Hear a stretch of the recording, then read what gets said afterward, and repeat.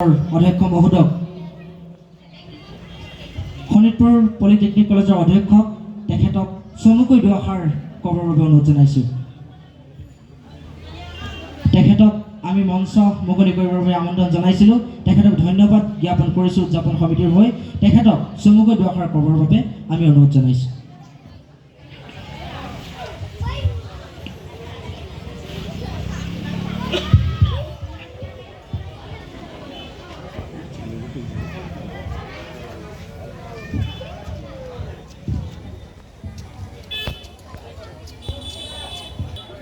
শ্ৰদ্ধাৰ আজিৰ এই অনুষ্ঠানৰ আয়োজক সমিতিৰ সভাপতি মহোদয়, প্ৰমুখ্যে উপস্থিত আমন্ত্ৰিত অতিথিবৃন্দ আৰু উদযাপন সমিতিৰ সমূহ সদস্যবৃন্দ আৰু আমাৰ এই মঞ্চৰ সন্মুখত উপবিষ্ট আই মাতৃসকল, আমাৰ যুৱক যুৱতীসকল আৰু মোৰ অতি প্ৰিয় ছাত্ৰ ছাত্ৰী আৰু কণমানি ভাইটি ভাইটিসকল, অকণমান মাইকটো মিলাই দিয়াচোন। যোন আছে চাউণ্ডটো মানে পাৰফেক্টলি হোৱা নাই। একো দিব নালাগে, চিম্পলি চাউণ্ডটো হেৰি কৰা, ইকো একো দিব নালাগে। কিবা এটা হেৰি হৈ আছে। জয়তে আজি এই শুভ ক্ষণত, আজি এই শুভ দিনত আপোনালোকৰ মাজত উপস্থিত হ'বলৈ পাই নিজে কেনেকৈ কৃতাৰ্থ হৈছোঁ সেইটো বুজাবৰ কাৰণে মোৰ ভাষা হয়তো এতিয়া মোৰ হাতত নাই, কিন্তু মই আপ্লুত হৈছোঁ। য'ত মোৰ ভাত, য'ত মোৰ পৰিয়াল চলে, তাৰ কাষৰ এই অনুষ্ঠান, এই গাঁৱত আচলতে এই গাঁৱৰ মই এজন সদস্য, কিন্তু ইয়াত আমন্ত্ৰণ কৰি অনা এই পৰিৱেশটোৱে মোক আচলতে অকণমান আচহুৱাই কৰিছে। ইয়াৰ প্ৰত্যেকখন মুখ মোৰ চিনাকি। ইয়ালৈ মই নিমন্ত্ৰণ আমন্ত্ৰণ নহয়, মই আপোনালোকৰ মাজত, তাৰ পৰা মই ইয়াত চাই থাকিব পাৰিব লাগিছিল। যে যাই হওক, এই ব্যক্তিজনক আপোনালোকে মাতি আনিছে আৰু মাতি আনি যি সন্মান দিছে, যি কথা ভাবিছে, তাৰ কাৰণে মই অকণো যোগ্য নহয়। আমি হাতুৰি বটালিৰ মানুহ, আমি এই ইলেক্ট্ৰিকেল ইঞ্জিনিয়াৰিং, মেকানিকেল ইঞ্জিনিয়াৰিং, তাত আমাৰ হাতুৰি বটালি চলি থাকে। ইয়াত আমাৰ বিহুৰ কাৰণে আমাৰ জীৱনত ইমান সময় হোৱা নাই। বিহু আমি দৰ্শক বা কেতিয়াবা বিহুত 7 দিন 8 দিন 9 দিন ক'ৰবাত সুবিধা পালে নাচিছোঁ, কিন্তু বিহুৰ বিষয়ে যদি আপোনালোকে কিবা মোৰ পৰা জানিব বিচাৰে তেতিয়াহ'লে মই মানে নমস্কাৰ কৰিছোঁ। কিন্তু মোৰ যদি আপোনালোকে ভাবে যে মোৰ অনুভৱ কি বা মোৰ এই জীৱনত যি মই কাৰ্য সম্পন্ন কৰি আহিছোঁ তাৰ অনুভৱৰ বিষয়ে যদি দুআষাৰ ক'বলৈ সভাপতি মহোদয়ে অনুমতি দিয়ে, তেতিয়াহ'লে মই সেইখিনি ক'ব পাৰিম। আমি আৰম্ভণিতে মই ক'ব বিচাৰিছোঁ যে এই সুন্দৰ প্ৰাংগণ, য'ত গুৰুজনাৰ থপনা অধিষ্ঠিত আৰু তাৰ কাষত এই সুন্দৰ মঞ্চ, ইয়াত প্ৰথমতেই মই ক'ব বিচাৰিছোঁ যে নাজানোহো আবাহন, নাজানোহো বিসৰ্জন, নাজানো পূজা মন্ত্ৰ। গতিকে গুৰুজনাক সুঁৱৰি যি দুই এষাৰ বাক্য ক'ম বা যি দুই এটা কথা ক'ম, তাত হয়তো অনেকখিনি ভুল হ'ব আৰু সেই প্ৰত্যেকটো ভুল মানি লৈছোঁ, আপোনালোকে মোক ক্ষমা কৰি দিব।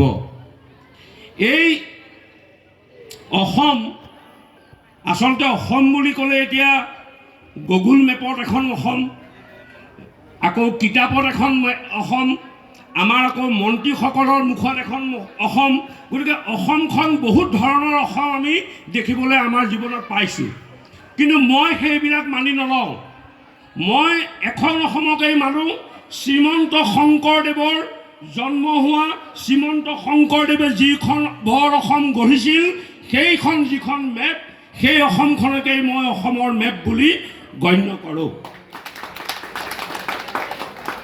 আৰু সেই অসমৰ মেপৰ ভিতৰত জন্ম হোৱা প্ৰত্যেকটো জীৱ, প্ৰত্যেকটো জনগোষ্ঠী, প্ৰত্যেকটো জাতি, প্ৰত্যেকৰ জিনত মই জিনটোক কি বুলি ক'ব লাগিব, বেদান্ত হয়তো ক'ব, মই জিন বুলিয়ে কৈছোঁ। প্ৰত্যেকৰে জিনত এই বিহু আছে আৰু থাকিব, আৰু বহুত দিনলৈকে থাকিব। আমি শ বছৰ অলৰেডি বিহু আছে আৰু শ বছৰ থাকিব। গতিকে এই বিহুক লৈ পেলাই আমি যিবিলাক কথা বতৰা চলি থাকে, যোনবিলাক বিশেষজ্ঞই বিভিন্ন কথা লিখিছে, আপোনালোকে ইউটিউবত মাৰিলে, গুগলত মাৰিলে বিহুৰ ৰচনা বহুত পাব। গতিকে বিহুৰ বিষয়টোৰ ওপৰত আৰু মই যিহেতু নাজানোৱে, মই বেছি কথা নকওঁ সভাপতি মহোদয়। গতিকে খালি মই এটা অনুভৱ কৰোঁ যে বিহু কেতিয়াও অসমীয়া জাতিৰ মাজৰ পৰা হেৰাই নাযায়, আৰু বিহুক কেতিয়াও কোনেও অত্যাচাৰ কৰি বেলেগ ৰূপ দিব নোৱাৰে, এইটো মই বিশ্বাস কৰোঁ।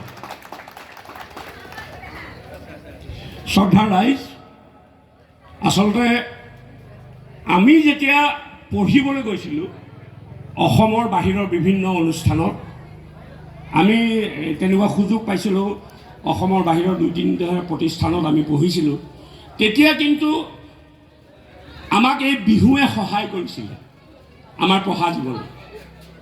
যেতিয়া কেতিয়াবা আমাৰ সেই প্ৰতিষ্ঠানবিলাকত সাংস্কৃতিক অনুষ্ঠান হয়, তেতিয়া সাংস্কৃতিক অনুষ্ঠানত আমাক কয় যে কিবা এটা কৰ, কিবা এটা কৰ। সেই সৰুতে যে আমি বিহুৰ কলি চাৰিটা হুঁচৰিতে হওক, নামতে হওক, যিহতে হওক শিকি গৈছিলোঁ, আৰু শুদ্ধ হওক ভুল হওক বিহুৰ 4টা ভাজ নাচনী হিচাপে ক'ৰবাত শিকি গৈছিলোঁ। সেইকেইটা যেতিয়া সেই বাহিৰৰ মঞ্চত উপবিষ্ট কৰিছিলোঁ, তেতিয়া সকলোৱে আপ্লুত হোৱা দেখিছিলোঁ আৰু সকলোকে সমাদৃত হৈ পৰিব পাৰিছিলোঁ। সেইকাৰণে মই অনুৰোধ জনাম, যিসকল ছাত্ৰ ছাত্ৰী ইয়াত আছে, তোমালোকে বিহু শুদ্ধ হওক ভুল হওক, বিহুৰ শুদ্ধ বিহু কিবা মই নাজানো, কিন্তু বিহু অকণমান শিকি থোৱা ভাল। তেতিয়া তোমালোকৰ কাৰো কেতিয়াও বিপদ নহয়। আৰু দ্বিতীয় কথাটো যে বিহুক মই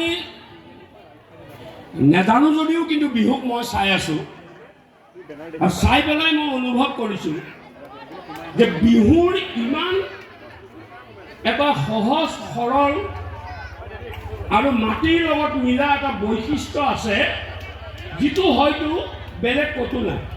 এই সিদিনা পাছত গৈ থাকোঁতে হঠাৎ দেখিলোঁ যে কলিয়াবৰৰ কোনোবা এখন বিহুতলীত নাচনী আৰু ঢুলীয়াৰ লগত, তেওঁলোকে নাচনী আৰু ঢুলীয়াই বিহু মাৰি আছে, তেওঁলোকৰ লগত প্ৰায় 15জন বিদেশী নাগৰিকে একেলগে বিহু মাৰি আছে। মোৰ সন্দেহ হয় যে আমি যদি কেনেবাকৈ কেতিয়াবা আফ্ৰিকালৈ যাওঁ, আমি কিজানি তেওঁলোকৰ এটা নাচৰ লগত নাচিব পাৰিম নে নাই, আমাৰ সন্দেহ আছে। যিহেতু আমাৰ বিহুৰ গান আৰু বিহুৰ শৈলী ইমান সহজ, গতিকে ইয়াক আৰু অনুৰোধ জনাইছোঁ, ইয়াক আৰু কঠিন কৰি নুতুলিব, ইয়াক আৰু কৰ্মশালা কিবা কিবিৰ মাজত পেলাই লৈ পেলাই ইয়াৰ প্ৰতি আস্থা আৰু বিশ্বাসবিলাক হেৰুৱাই নেপেলাব। ই স্বতঃস্ফূৰ্ত আমাৰ জিনত আছে। ই এনে যোন বৰ অসম শংকৰদেৱৰ বৰ অসমৰ মাজত জন্ম হয়, প্ৰত্যেকেই বিহুক আদৰি ল'ব আৰু প্ৰত্যেকৰ গাত সেই বিহুৱে উজাৰি গৈ থাকিব। কম সময় কথা কৈছিলে, সামৰিম নে আৰু কম? যিহেতু আপোনালোক সাজি পাচি আহিছে আৰু অনুষ্ঠান আছে, তথাপিতো আমি হ'লোঁ মানৱ সংসাধন বিকাশৰ একোজন সেৱক। ঘোষকে যেনেধৰণে কৈ আছে অধ্যক্ষ কিবা কিবি, এইবিলাক বহুত পিছত। মই নিজকে ক'ব বিচাৰোঁ, বেদান্তই ক'ব বিচাৰে, আমাৰ তেনজিঙে ক'ব বিচাৰে, ইয়াত যিমানবিলাক শিক্ষক বুলি আমি যাক কওঁ, আচলতে তেওঁলোক শিক্ষক বহুত পিছত হ'ব। প্ৰথমতে তেওঁলোক মানৱ সংসাধন বিকাশৰ সেৱক হ'ব, আৰু এই মানৱ সংসাধন বিকাশৰ সেৱক হৈ যিদিনা আমি এটা পৰ্যায়লৈ উপনীত হ'ম, তেতিয়া ৰাইজে ক'ব যে ই শিক্ষক। কিন্তু মোক চৰকাৰে যদি এটা যিটো ডিজিগনেশ্যন দিছে, সেই ডিজিগনেশ্যনটো কিন্তু মোৰ ডিজিগনেশ্যন নহয়। মোক যিটো ডিজিগনেশ্যন, যিটো নাম মোক ৰাইজে দিব, সেই নামটোহে। গতিকে চৰকাৰে দিয়া ডিজিগনেশ্যনটোৰে মই সেৱাহে কৰি আছোঁ। গতিকে শিক্ষাৰ সেৱক হিচাপে আমি আপোনালোকক কেইটামান বিষয় অৱগত কৰিব বিচাৰিছোঁ যে এটা আমি অতি জটিল সন্দিক্ষণত আহি উপনীত হৈছোঁ। এই মানৱ সংসাধন বিকাশটো আমি কেনেকৈ কৰিম? আজি যে আপোনালোকৰ এই 33 বছৰ ধৰি এই বিহুখন পাতি আছে, যিসকল ব্যক্তিয়ে এই 33 বছৰৰ আগতে বিহুখন আৰম্ভ কৰিছিলে আৰু যিসকল ব্যক্তিয়ে আজি এই কমিটিখনক হৈ পেলাই এই বিহুখন উদযাপন কৰিছে, মই আপোনালোক সকলোকে অনুৰোধ জনাইছোঁ, এই দুয়োটা দলৰ কাৰণে আপোনালোকে এটা অতি জোৰলৈ হাত চাপৰি মাৰিব লাগে। এখন বিহু আজিৰ তাৰিখত এনেকৈ উদযাপন কৰাটো অতি কঠিন কাম, অতি কঠিন কাম। যি 5জন 10জন মানুহ লগ হৈ পেলাই এই উদযাপনটো কৰে, তেওঁলোকে বুজি পায় যে তেওঁলোকে কিমান কঠিনতা পাৰ কৰিবলগীয়া হয়। কিন্তু ইয়াৰ মাজত মই সেই আকৌ আগৰ বিষয়টোলৈ গৈছোঁ যে যিহেতু শিক্ষাটো এতিয়া এটা জটিল সমস্যা আহি পৰিছে, যে মই ক'ত দিম, প্ৰাইভেটত দিম নে গভৰ্ণমেণ্টত দিম? ক'ত আছে? মই ৰামানুজনত দিম, মই নামটো কোৱাৰ কাৰণে হয়তো বেয়া নাপাব, মই ৰামানুজনত দিম নে ফিজিক্সৱালাক দিম নে মই আমুকত দিম নে শংকৰদেৱত দিম নে কিমান নাম? আচ্ছা, মোক এটা কথা আপোনালোকে বুজাই দিয়ক, কোনজন শিক্ষকৰ হাতত গিৰমিট আছে যে তেওঁ ভৰাই দিব পাৰিব? মিস্ত্ৰীৰ হাতত গিৰমিট আছে, ৱেল্ডাৰৰ হাতত গিৰমিট আছে, টাৰ্ণাৰৰ হাতত ফুটা কৰিব পৰা ব্যৱস্থা আছে। কোনজন পৃথিৱীত এনেকুৱা শিক্ষক জন্ম হৈছে যাৰ হাতত গিৰমিট আছে যে জ্ঞান ভৰাই দিব পাৰিব?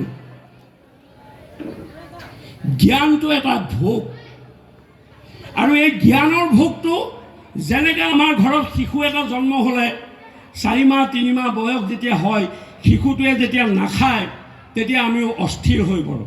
ই কিয় খোৱা নাই? হোমিও ঔষধ খুৱাব লাগিব, গাঁৱলীয়া ঔষধ খুৱাব লাগিব, পাৰিলে দৌল এডাল দিব লাগিব। এই অস্থিৰতাটো কিয় হয়? শিশুটোৱে খোৱা নাই। আৰু আমি গাৰ্জেনবিলাকেও চাব লাগিব যে শিশুটোৰ আচলতে ভোক লগা নাই, সেইকাৰণে খোৱা নাই। ইয়াৰ ভোক লগাৰ উপায় এটা কৰিব লাগিব। সেই যিটো তৎপৰতা কৰোঁ, আমি কিন্তু পঢ়াৰ ক্ষেত্ৰত আমাৰ ঘৰত কোনেও বিচাৰ নকৰোঁ যে মোৰ শিশুটোৰ পঢ়াৰ ভোকটো জন্ম হৈছে নাই, মই জন্ম দিব পাৰিছোঁ নাই। আমি কওঁ যে তুমি মোবাইল নাচাবা, মোবাইল বেয়া, কিন্তু আমি কোনো গাৰ্জেনে কেতিয়াও এক্টিং কৰিও পেপাৰ এখন ঘৰত নপঢ়োঁ। মই পেপাৰখন পঢ়িব নালাগে, কিন্তু শিশুটোৱে পঢ়ি থকা অৱস্থাততো মই পেপাৰখন এনেই হাতত লৈ পেলাই এক্টিং কৰিব পাৰোঁ। কিবা কিতাপ এখনটো মই ল'ব পাৰোঁ। মই নিজে মোবাইল চাই আছোঁ আৰু শিশুটোক বাৰে বাৰে কৈছোঁ তুমি মোবাইল নাচাবা, মোবাইল বেয়া, আমুক তামুক। আমি প্ৰথমতে গাৰ্জেনসকল অলপ সংশোধন হোৱা প্ৰয়োজন আছে। মই এটা কথা মই মোৰ নিজৰ ঘৰতো দেখিছোঁ, আৰু আপোনালোকৰ ঘৰত হৈছে নে নাজানো। মোৰ ছোৱালীজনী বা ল'ৰাটো যেতিয়া ক্লাছ 8, 9, 10, 11, 12 পঢ়ি থাকে, তেওঁলোকক পাৰিলে আমি সুকীয়া ৰুম এটা দিয়াৰ ব্যৱস্থা কৰোঁনে? এই যে সুকীয়া ৰুমটো দিয়াৰ পিছত আকৌ মই মাক বা দেউতাক মই এনেকৈ পৰ্দাখনে এনেকৈ চাওঁ, ই কি কৰি আছে, পঢ়িছেনে নাই? আৰু যিটো সন্তানক মই নিজে জন্ম দিছোঁ, মোৰ নিজৰ গাখীৰ খুৱাইছোঁ, মোৰ ঘৰৰ আহাৰ খুৱাইছোঁ, মই কোচত লৈছোঁ, গু মুঠ ধুৱাইছোঁ, সেই সন্তানটোক যদি ময়ে আজি বিশ্বাস নকৰোঁ, তেতিয়াহ'লে সেই সন্তানটোৱে পৃথিৱীৰ কোনটো মানুহক কেতিয়াবা বিশ্বাস কৰিব? এইবোৰ প্ৰশ্ন আছে, এইবোৰ ৰাইজক ক'ব লগা কথা আছে। মই ধন্যবাদ জনাইছোঁ আমাৰ নিচিনা ব্যক্তিক আপোনালোকে ইয়ালৈ মাতিছে। আমি লৈ যাওঁ প্ৰাইভেট স্কুললৈ বা গভৰ্ণমেণ্ট স্কুললৈ লৈ যাওঁ শিশুসকলক, গোটেই দিনটো বাৰান্দাত বহি থাকোঁ।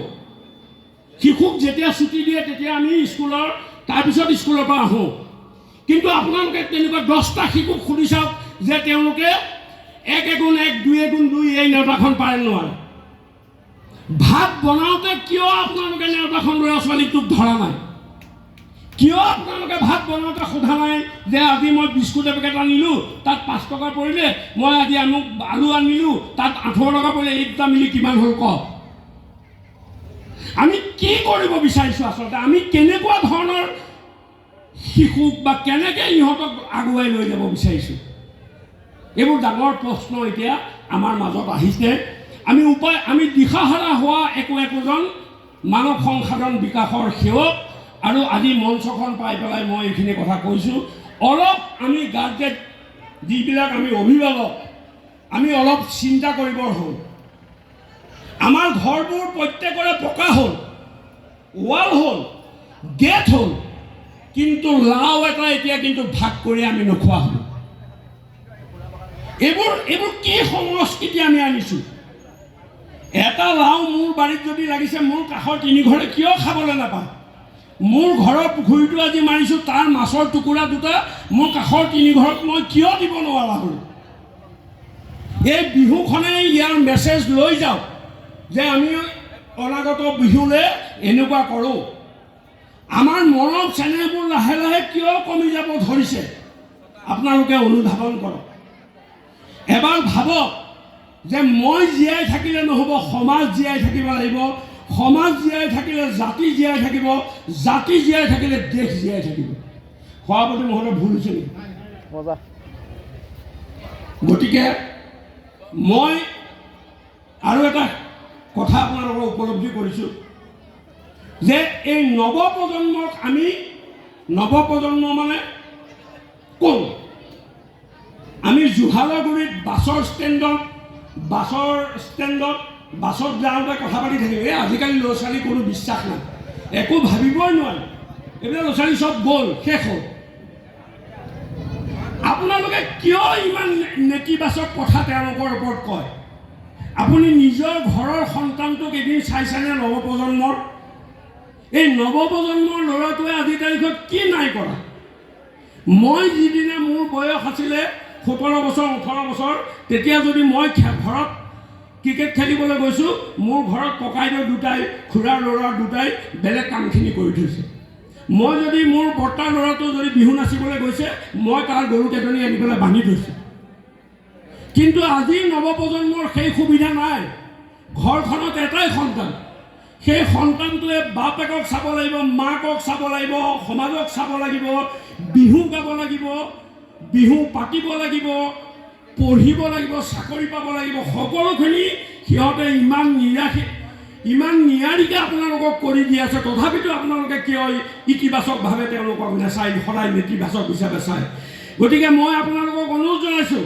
যে এই নৱপ্ৰজন্ম উঠি অহা অসমত যিমান আছে সকলোৰে কাৰণে এটা হাত চাপৰি মাৰক তেওঁলোক আমাৰ জাতিৰ ধৰণী আৰু তেওঁলোকক লৈ আমি গৌৰৱ কৰোঁ গতিকে ইয়াতকৈ আৰু বেছি দীঘলীয়া কথা নকওঁ আপোনালোকে নাচি বাগি আহিছে শেষত এই বিশাল গুণী জ্ঞানী ব্যক্তিৰ ওচৰত এখন সাগৰ এই সাগৰখনৰ মাজত মই মাত্ৰ এটা কুঁৱা গতিকে অনেকখিনি অপৰাধ হ'ব পাৰে আৰু মোক এনেদৰে আনি এই স্থানত এনেকৈ কথা ক'বলৈ সুযোগ দিয়াৰ কাৰণে মই আয়োজক কমিটি তথা এই গাঁৱৰ ৰাইজ বা আই মাতৃ সকলোকে মই মোৰ প্ৰণাম জ্ঞাপন কৰিছোঁ আৰু লগতে গুৰুজনাৰ এফাকি গীতেৰে অপৰাধ বিনাশন তজু নামে নাৰায়ণ জানি নমে পখিলো শৰণ জানি নামে পখিলো শৰণ কৃষ্ণ কৃষ্ণ কৃষ্ণ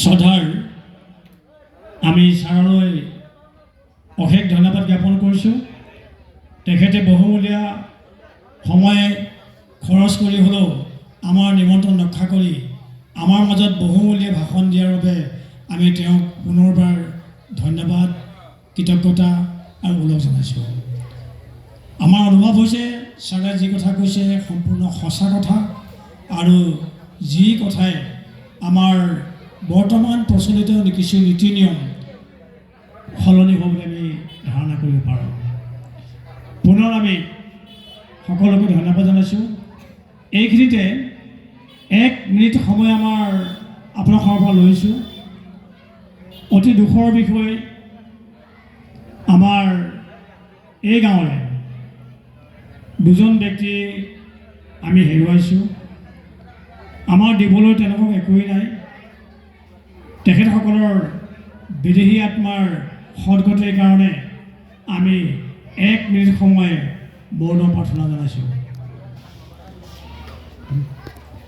আমি ৰাইজক অনুৰোধ জনাইছোঁ অকণমান থিয় হৈ সেই আত্মদেউতাৰ শান্তি কামনা কৰিলে আমি বহুত সুখী হ'ম। সেয়ে আমি সকলোকে অকণমান থিয় হ'বলৈ অনুৰোধ জনাইছোঁ।